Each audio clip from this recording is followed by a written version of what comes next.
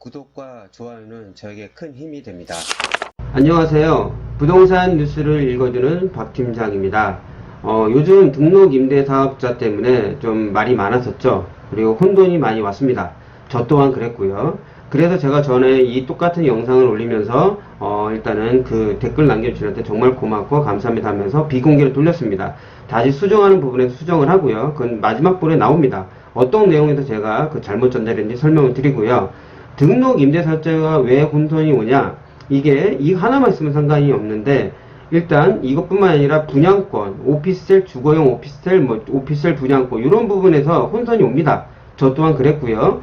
그래서 이 등록 임대사업자가 왜 그렇게 이렇게 강화를 시켰는지에 대해서 왜 이렇게 혜택이 있는지 그 부분에 설명을 드리고 그리고 7월 10일 대책에 어떤 부분이 나왔으며 그리고 무엇을 주의해야 되는 거고 그리고 등록 임대사업자로 다 혜택을 받는 게 아닙니다. 어떤 부분도 조심해야 되고요.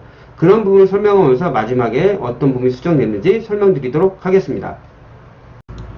일단 2020년 1분기 기준으로 등록 임대사업자가 50만이 넘었고요. 2020년 1분기 기준으로 누적 등록 임대사업자가 150만 차가 넘습니다. 그러다 보니까 이 부분에서 서울 수도권의 아파트 비중이 상당히 높습니다. 그래서 아파트의 가격 상승이 원인이 되었다. 그래서 작년 12월 16일 대책을 하면서 6월 전까지 다주택자들에게 팔라고 했는데 오히려 임대사업자 등록을 하게 된 겁니다. 왜 임대사업자 등록을 했을까? 우리가 보통 무주택이나 실거주를 한 채를 가지고 있거나 한 채 가지고 있어 오피스 한 채 이렇게 가지고 계신 분들은 별로 이런 거에서 관심이 없습니다. 왜? 큰 혜택을 받지 않으니까. 근데 다주택을 갖고 있는 분들은 상당히 관심도가 높죠. 왜? 그만큼 혜택이 많으니까요. 어떤 혜택이 있는지 제가 금방 보여드리도록 하겠습니다. 예전에 전세난을 이유로 해가지고 말이 상당히 많았습니다. 어떻게 보면 그 언론에서 어떻게 보면 길을 열어줬다고 할 수도 있겠습니다. 이런 부분에 대해서는요. 그렇게 돼서 등록 임대주택이나 세제 혜택을 많이 줬는데 조건에 맞게 그러니까 임대료 상한제가 있겠죠. 거기에 맞게 놓게 되면은 그 기간 동안 놓게 되면 세금 혜택을 줬습니다. 첫 번째 취득할 때는 취득세 감면을 줬고요. 보유할 때는 재산세, 소득세 감면을 줬습니다. 종합부동산 합산 발행한 거는 2018년 9월 13일 이전이냐 이후에 조정 대상 지역, 규제 지역을 갖고 있냐에 따라서 종부세 합산도 이제 배제가 됐습니다.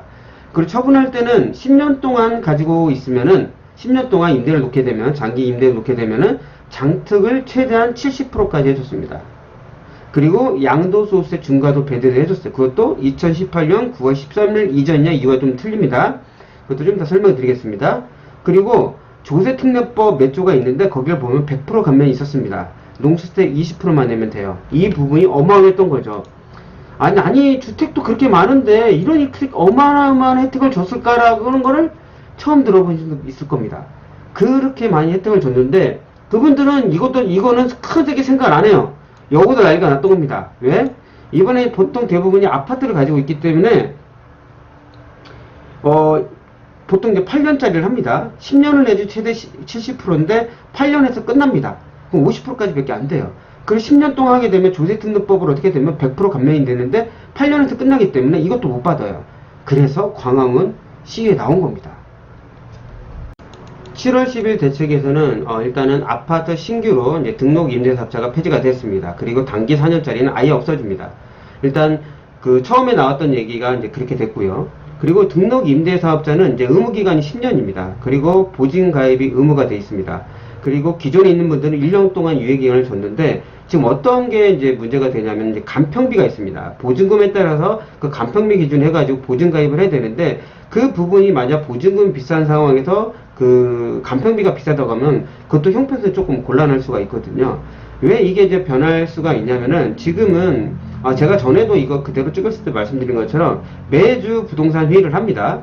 거기 홍남기 부총리부터 해가지고 저기 국토부 장관, 금위원장 그리고 경제수석까지 이렇게 5분이 참석을 해서 하시는데 처음에 나왔을 때 기존 등록사업자 의무기간 경과시 자동 말소해서 중간에 할 때는 이렇게 할 때는 어떻게 해주냐. 그래서 디테일한 얘기가 나오지 않았지만 8월 4일날 보완책으로 나온 게 의무기간 2분의 1 지나도 자진 말소하더라도 세금 징수, 그동안 받았던 혜택에서 징수를 하지 않겠다는 내용입니다. 의무기간 동안 내가 그 등록 임대사업자로 준수를 확실히 지켰을 때 이제 가능한 거죠. 그러니까 8년이면 4년 좀 넘게 하게 되면 세금 징수가 없는 겁니다.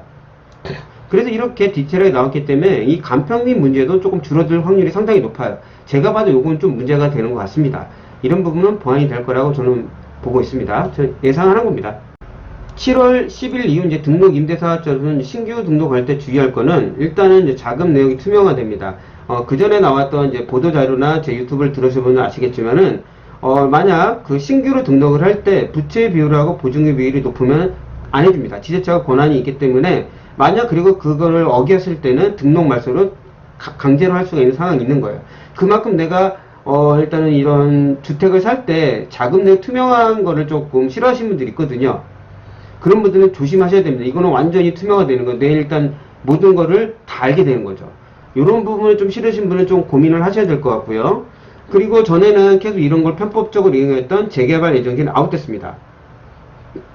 재건축 아파트는 어차피 아파트 신규로 안 되니까 재개발만 올린 겁니다. 재개발은 하다가 멸실이 되면은 임대를 놓을 수가 없잖아요. 그런 편법이 있었기 때문에 이거는 아예 없어집니다. 이것도 지자체 권한이에요. 이런 부분도 조심스럽게 다가셔야 됩니다.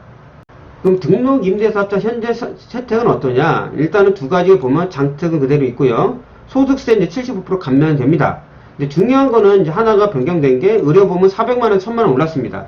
의료보험이 어떤 부분이냐? 우리가 이제 직장 의료보험을 할 때는 그 좀 싸잖아요. 근데 이게 빠져나오는 게 지역 의료보험입니다.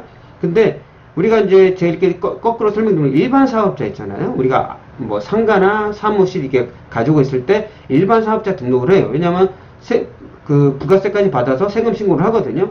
그럴 때는 자동적으로 지역 의료보험으로 나옵니다.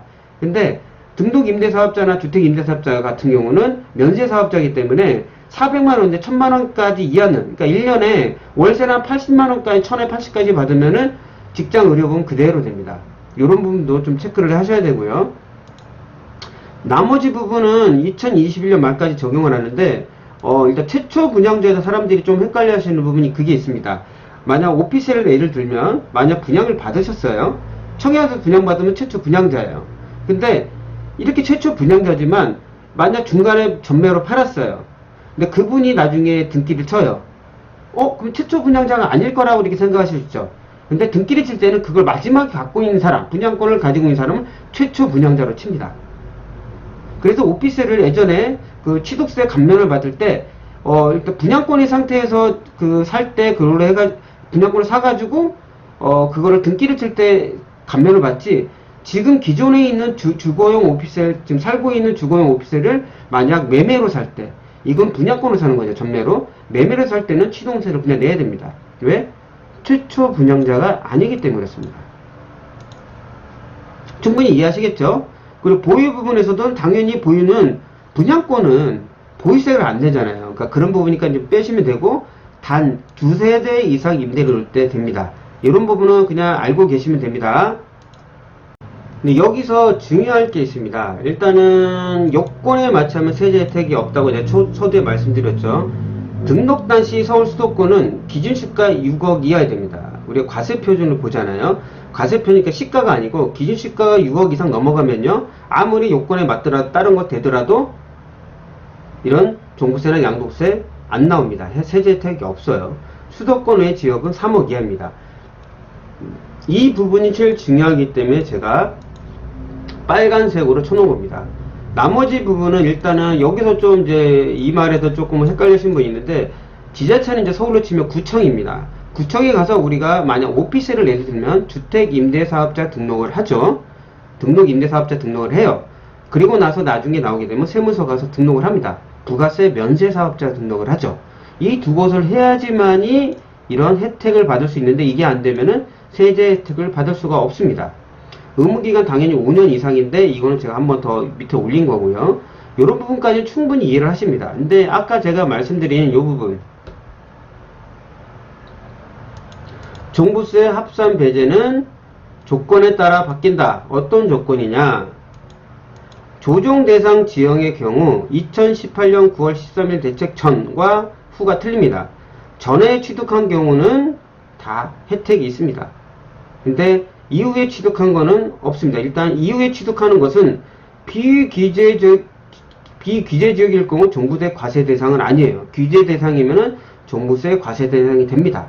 이런 부분에서 조금 혼돈이 옵니다. 전에도 한번 제가 이런 부분에서 올린 적이 있어요. 그리고 양도세 중과는 포함됩니다. 근데 우리가 규제 지역에 있는 만약 아파트를 하나 가지고 만약 오피스텔이나 그거를 만약 임대사업자를 등록해요. 비과세는 평생 한번 해줍니다.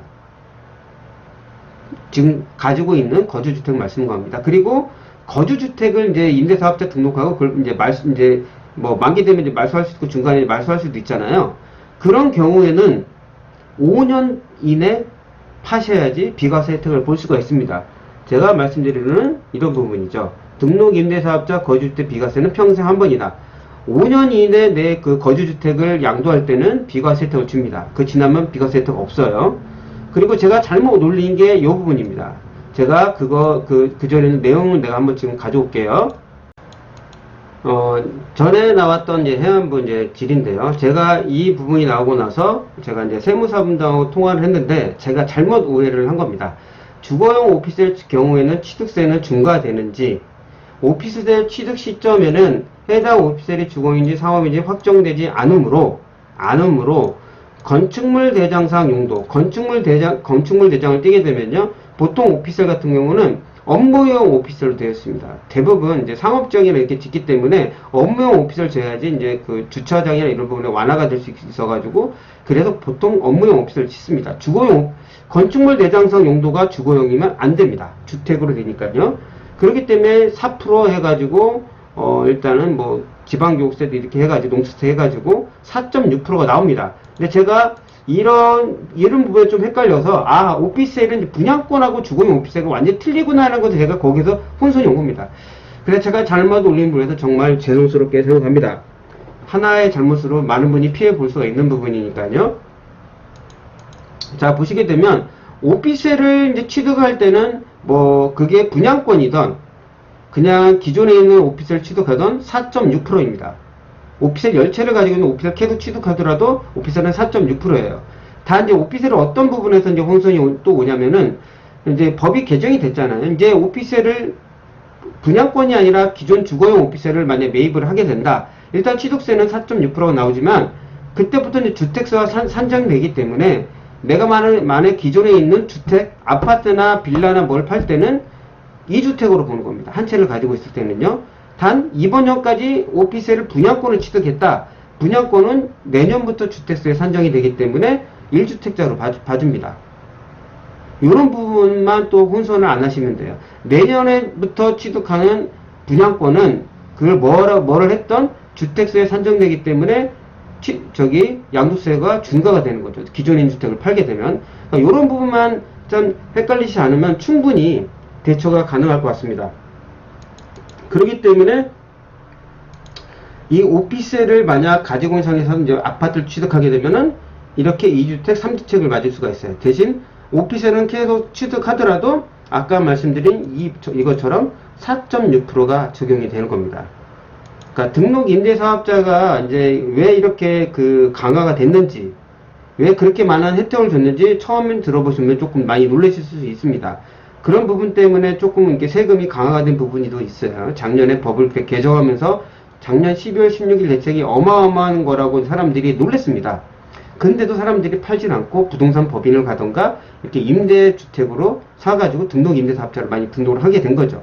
그럼 편법 아예 이런 혜택들을 없애야 되겠다. 그래야지만이 더 이상 매수를 안 하고 매도를 하게 되고 주택수가 줄어드는 거죠. 그러면 당연히 가격이 안정화될 수밖에 없는 상황이라고 그렇게 판단을 한 것 같습니다. 등록 임대사업자 부분에 대해서 이렇게 한번 정리가 되면은 다음부터는 충분히 대처가 가능할 거라고 보고 있습니다. 제가 잘못 올렸던 부분은 정말 사과드리고요. 다음에 더 나은 부동산 뉴스로 찾아뵙도록 하겠습니다. 끝까지 들어서 정말 감사합니다.